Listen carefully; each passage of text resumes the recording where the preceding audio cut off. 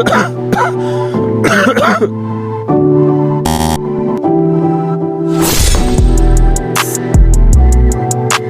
Anda batuk atau bersin, ribuan sampai jutaan partikel kuman keluar dari pernapasan, menyebar melalui udara maupun cairan dari dalam tubuh Anda yang dapat menular pada orang lain.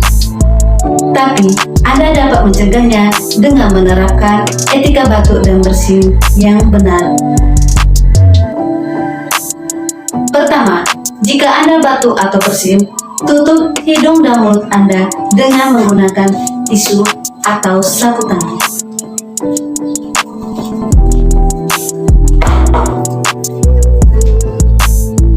Jika tidak ada tisu, bisa menggunakan lengan baju bagian dalam.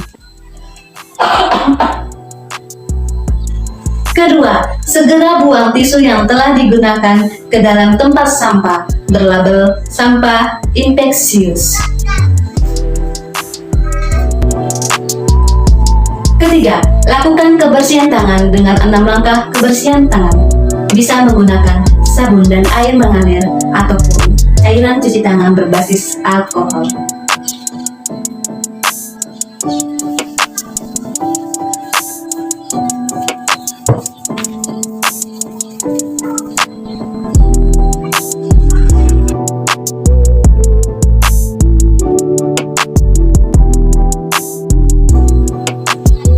Keempat, gunakan masker jika Anda batuk atau bersin.